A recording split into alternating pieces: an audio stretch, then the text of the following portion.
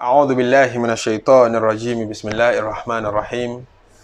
أستغفر الله سبحان الله والحمد لله ولا إله إلا الله الله أكبر ولا حول ولا قوة إلا بالله العلي العظيم عدد خلقه ورضا نفسه وزينة عرشه ومداد كلماته اللهم صل وسلم على سيدنا محمد الشفيع المشفع خير خلق الله وعلى الأنبياء والمرسلين وآلهم وصحبهم آل الله. A dá ọpẹ́ tí ó pọ̀ jàǹtìrẹrẹ fún Ọlọ́run tó ní gbogbo ọpẹ́, fún ọba tó ní gbogbo ẹ̀yìn, ọba tó ṣẹ̀dá wa tí ń ṣe jẹ mọ́ wa, ọba tí mójútó wa tí ń kíyèsí wa, ọba tí ọ̀dá àánú rẹ̀ dúró lérí wa bẹ́ẹ̀ gbogbo oore tó ṣe fún wa ọlọ́mọdé ọba jẹ́ èyí tó kù tá à ń tọrọ Ọlọ́run fi lé wa lọ́wọ́. Ọlọ́run bá wa kí ànábì bá wa gẹ̀, Ọlọ́run bá wa kẹ́ gbogbo ẹni rẹ̀, bá wa kí àwọn àfáà tó kọ́ wa ń kéwú àtàwọn òbí tí wọ́n bí wa náà, Ọlọ́run bá pẹ̀lú wọn bá dúró tì wọ́n, gbogbo ẹni tí ń fẹ́ tiwa nítorí Ọlọ́run a tọrọ àlékún oore fún gbogbo wọn náà. Akira wa kú ọlá Jímọ̀, akira wa kú ọjọ́ ńlá, akira wa kú ọjọ́ àlùbáríkà Ọlọ́run jẹ́ àsopọ̀ Jímọ̀ láyé. Akira wa pé assalamu alaikum wa rahmatullahi wa barakatuhu. Ní Jímọ̀ tèní ọ̀rọ̀ ráńpẹ́ tí màá fi rárá mi àti ẹ̀yin náà létí òun nìkan nínú nǹkan kan tọ́lọ́run bọ̀wọ̀ tó pàtàkì nínú àwọn nǹkan bàbàrà Ọlọ́run, nǹkan àbẹ̀wò Ọlọ́run tí gbogbo wa náà ní láti mọ bàbàrà ẹ̀ tọ́rọ́ Ọlọ́run ní wa man yu'azzim sha'a'irallahi fa innaha min taqwal qulub. Gbogbo nǹkan tẹ́mi Ọlọ́run bá fi àpẹẹrẹ sí ń pè nǹkan rí ni, nǹkan bàbàrà ni, ní bá lè bá mi bàbàrà ẹ̀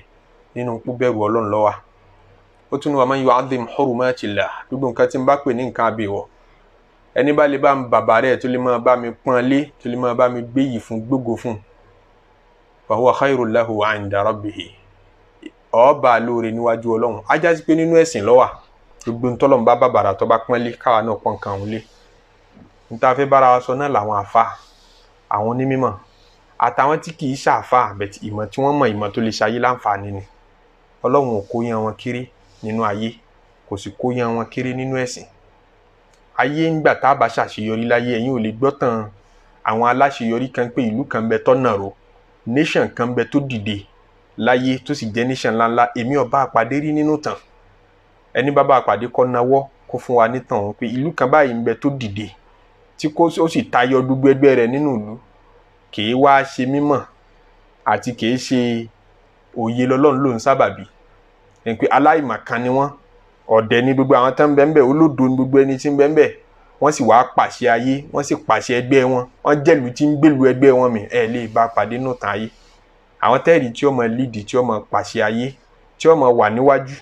nínú ayé o, àwọn nation tán bá bàbàrà mímọ̀, tó yẹ sí pé àwọn alágbárí, àwọn onímọ̀, àwọn olóye inú wọn ni ẹni iwájú ni wọ́n ń bẹ, ìmọ̀jọba níbẹ̀, ìmáráyè níbẹ̀, àwọn ni wọ́n mọ̀ pàṣẹ. Kódà bí wọ́n bá ṣe mùsùlùmí wọ́n pàṣẹ, bẹ́yìn mùsùlùmí bá gọ̀ bẹ́ẹ̀ bá kẹ́kọ̀ọ́, tó bá yẹ kẹ́ lọ lé ìwé bẹ́ẹ̀ lọ, bó yẹ kẹ́ kí ó tẹ́ fi mẹ̀sìn yín dẹ̀ mọ́, tẹ́ wá jẹ́ kórí yín dọ́ta, àwọn kèfèrí ó pàṣẹ yín, wọ́n lò yín mọ́ gbà, wọ́n lò yín mọ́, wọ́n kó àwọn bàbá yín lẹ́rú, wọ́n kó yín náà lẹ́rú àtàwọn ọmọ tẹ́ bí. Olúwa fi ní iqra bismi rabbika alladhi khalaq. Àkọ́kọ́ revelation tó fún Ànábì sallallahu alaihi wasallam, bàbá dìde gẹ́gẹ́ bíi pé èèyàn fẹ́ dìde nation, a fẹ́ dìde nàró, àwa náà fẹ́ bẹ́gbẹ́ pé nínú ayé ìjọba wa. Tẹ́ ẹ bá fẹ́ na rí Nàìjíríà sókè, ọ̀rọ̀ education dọwọ́ yín. Iqra bismi rabbika alladhi khalaq, ẹja ìmọ̀ kan lógun. Àkọ́kọ́ mẹ́sẹ̀jì tó lọ́n kọ́kọ́ reveal fún Ànábì Muhammad pé máa kà á pẹ̀lú orúkọ Ọlọ́run ọba. Ó wá sọ̀rọ̀ síwájú, ó ní iqra wa rabbukal akram, kà á Ọlọ́run ọba rẹ lọ́ba alápọ̀nlé. Ìyẹn ni pé yóò mọ̀ pọ́n ọ lé tó bá ti mọ̀ ká, níyàn bá ti mọ̀ ká sí ní ọmọ arápọ̀nlé sí ní ọmọ rí yìí sí. Àwọn ìlú tó mọ̀ ẹ́ jù láyé lénìí, àwọn náà wọ́n pàṣẹ ayé lénìí. Tán mọ̀ táyé jù lénìí, àwọn náà wọ́n pàṣẹ ayé. Tó bá dijọ́ àlùkìyámọ̀ náà, àìmọ̀kan ó gbá àwọn èèyàn wọ náà. Kódà ọ̀pọ̀lọpọ̀ ẹni tí ó wọ náà àìmọ̀kan ni. Ẹ̀ẹ́dúró táwọn ọmọ náà mọ̀ kí gbàǹjarè inú náà níjọ́ àlùkìyámọ̀ Ọlọ́run fi wá síbẹ̀. Nínú Suratul Mulk lọ́lọ́run ti sọ̀rọ̀ náà, ó ní àwọn ọmọ náà máa sọ pé law kunna nasma'u aw naqilu ma kunna fi ashabis sa'ir. Kápá abájẹ́ nìkan tí nasma'u àmọ́ gbọ́ kéwú, gbọ́ Kùránì, à ń gbọ́rọ̀ sáà Nábì lẹ́nu. Kìí ṣe gbígbọ́ tẹ́tí nìkan, ó wọnú etí wa, ó ṣe wá láǹfààní, ó wọnú ọkàn wa. Káwọ́ law kunna nasma'u kálá gbọ́ ni, aw naqilu àbá lò làákàyè, àwọn náà kìlọ̀ àbá process gbogbo nǹkan sọ fún wa. Yẹn ni pé ìmọ̀ ni àìmọ̀ kan ló gbé wọn débẹ̀, wọ́n wá ń lament, wọ́n ń kábàámọ̀ gbé kápá bá fi làákà lo làákà ìwà mọ́kùn náà fi àṣàbí sẹ́yìnrì àbá ti gbára wa níbi iná sẹ́yìnrì tá a bára wa yìí ọlọ́mọ sì wá láláì mọ̀kan mọ́fà ìmọ̀kan sọ̀rọ̀ ẹ wa olúwa bàbàrà àwọn onímọ̀ ọpọ́n wọn lé ẹni ọ̀wọ̀ ni wọ́n torí ti ń bẹ lọ́dọ̀ wọn tọ́lọ́hún pọ́nlé nìkan ọ̀hún bọ́lọ́n bá sọ̀rọ̀ bọ̀ yóò fi wọ́n ṣẹ̀rí ọ̀rọ̀ ó rá àwọn olówó ńlẹ̀ kò fi wọ́n ṣẹ̀rí ọ̀rọ̀ ó rá àwọn lọ́ba ńlẹ̀ kò ní fi wọ́n ṣẹ̀rí ọ̀rọ̀ tọ́lọ́n bá sọ̀rọ̀ lọ tó bá sọ̀rọ̀ bọ̀ yóò ní ẹ lọ béèrè lọ́wọ́ àwọn mímọ̀ náà ó ti ń sọ iye wọn shahidallahu olúwa mọ̀ annahu ń pò wọn la ilaha illahu àkọsọ́ba míì tó yẹ ní sísìn tó tayọ òun mọ̀ bẹ́ẹ̀ wal màláìka àwọn tó túmọ̀ sí kejì làwọn màláìka wọ́n lè jẹ́rìí sí kọ́ ìmáàmù wa ulul ilmi àtàwọn tó bá ti mímọ̀ yé nínú ènìyàn ó yá wọn náà wọ́n kọ́gbọ́n débẹ̀ wọ́n kí làákàyè débẹ̀ wọ́n kí òye débẹ̀ pé kò tọ́ka sí nǹkan míì tó tayọ ọlọ́wọ́n ọba kọ́ ìmáàmù Bílíkísì ló mímọ̀ tó bá dúró déédéé o bá ń tà ń sọ yìí fáàtì yìí pàdé lọ́wọ́ tiwọn náà olúwa pé wọ́n dá sọ̀rọ̀ ẹni iyì ni wọ́n ẹni àpọ́nlé ni wọ́n ọlọ́run tún sọ̀rọ̀ ń bomi ó ní yaquluna lasta mursalan nínú suratu Ra'd pé wọ́n kàn wọ Muhammadu lábùkù wọ́n sọ pé o kì í ṣòjíṣẹ́ wọ́n sọ pé o kì í ṣòjíṣẹ́ kul kafa billahi shahidan bayni wa baynakum sọ fún wọn pé ọlọ́run ti tó ní ẹlẹ́rìí láàrin mi àti yín pé ọlọ́run gan jẹ́rìí pé òjíṣẹ́ ni mi ó lè kọ̀nfàmù ẹ̀ nínú wa man indahu ilmul kitab ẹ wá tún lọ béèrè lọ́wọ́ gbogbo àwọn tí wọ́n bá ní ìmọ̀ nípa tírà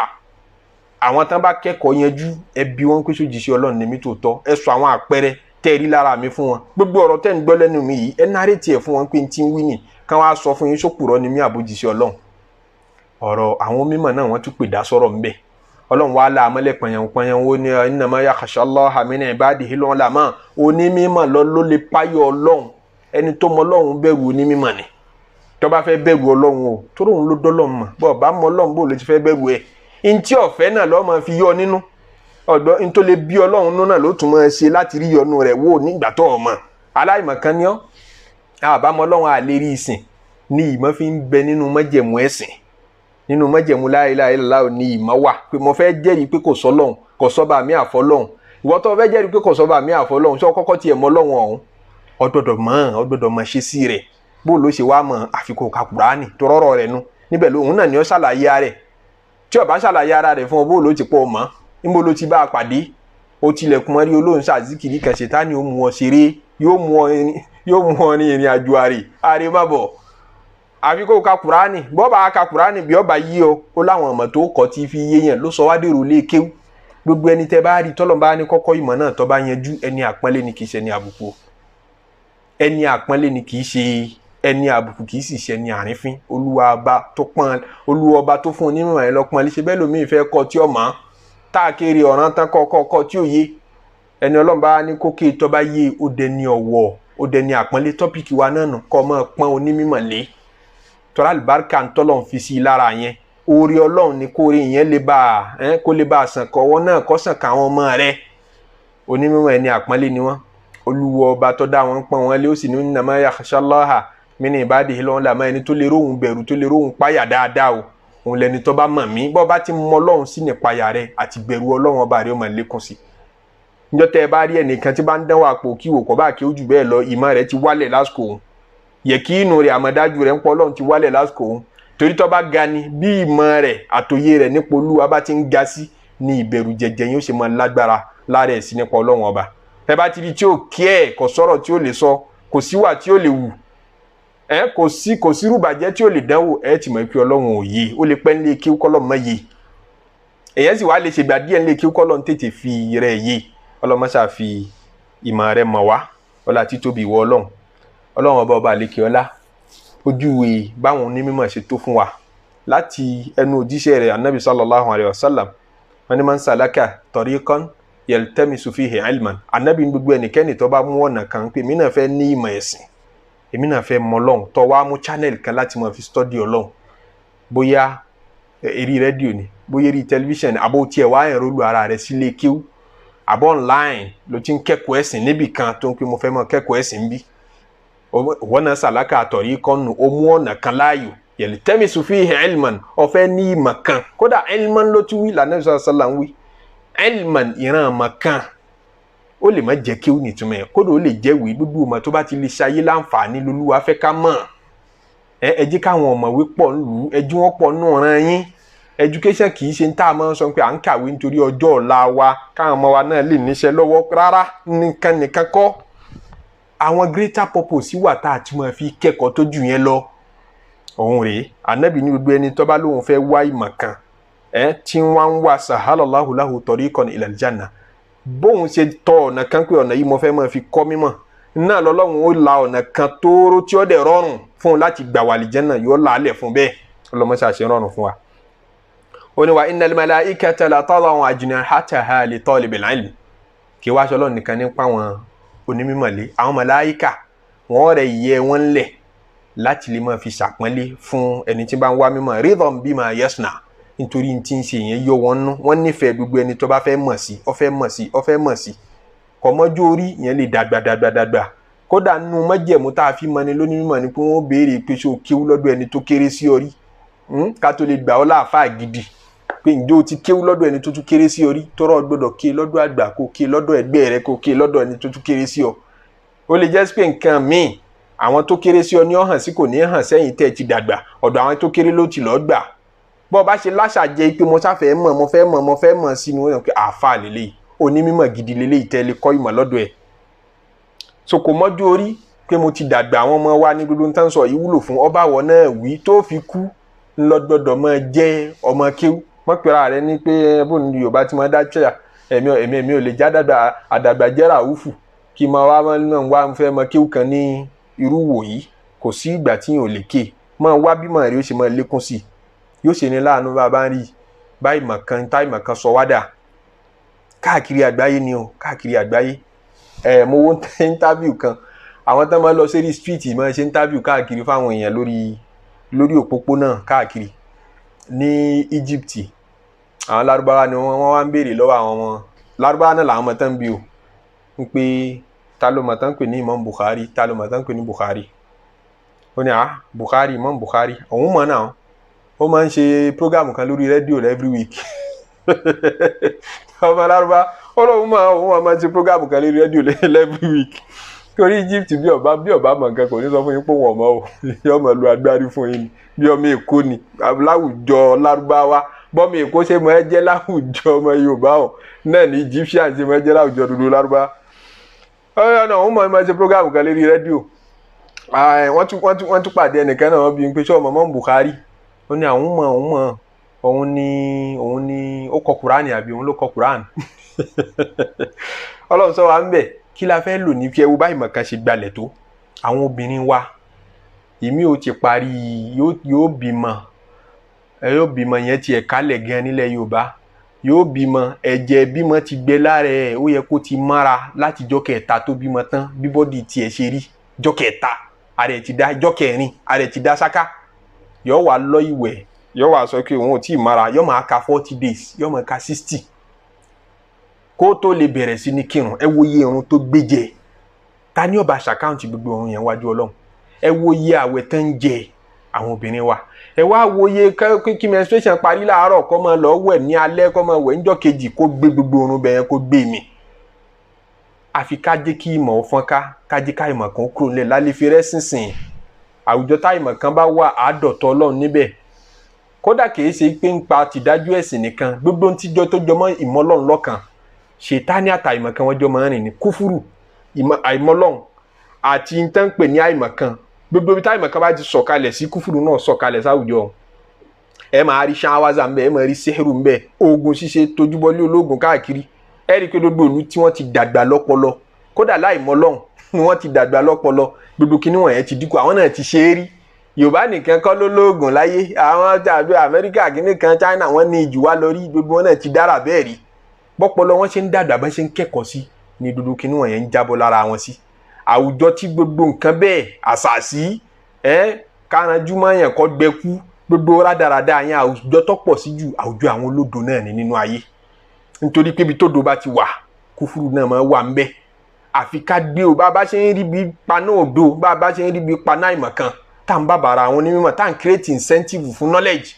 Ẹni tó bá ní mímọ̀ tẹ́ ẹ bá pọ́n lé,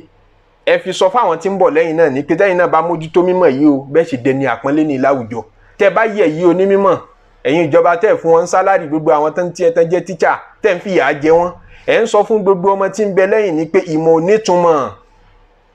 onítùmọ̀ ń tẹ́ ń sọ fún wọn nìyẹn. tẹ́ bá bàbàrà knowledge, bẹ́ẹ̀ bá bàbàrà mímọ̀, ìmọ̀ kéwú, ìmọ̀wé, gbogbo ìmọ̀ tó bá ti lè tún ayé ṣe, tún ọ̀run ẹnìyẹn ṣe, tẹ́ bá bàbàrà ẹ̀, gbogbo ẹni tí ń bá ń bẹ láwùjọ wọ́n mọ̀ fojú rẹ̀ wo mímọ̀. gbogbo tí wọ́n ń jẹ mọ́ iná ìmọ̀ kan mọ̀ parẹ́, bí n bá ṣe ń parẹ́ náà ni mọ́ iná ìgbọ́lọ́wọ́n ọba gbọ́ àti iná ẹ̀ṣẹ̀ ọmọ parẹ́ pẹ̀lú ẹ̀. ọlọ́mọ ṣàfiwá sínú àwọn ẹrú onímọ̀. Ànábì sallallahu alaihi wasallam ó ní wa innal alima la yastaghfiru lahu man fi samawati wa man fil ard hatta al-hitanu fil bahr. tí a wá rẹ̀ ń tọ́wá jó mímọ̀ bí Ọlọ́run bá bàrà wọn dé, gbogbo tí ń bẹ ń sánmọ̀ pátápátá nínú àwọn màláíkà àtàwọn ẹ̀dá míì tá a mọ̀, àti gbogbo tí ń bẹ ńlẹ̀ nínú ẹ̀dá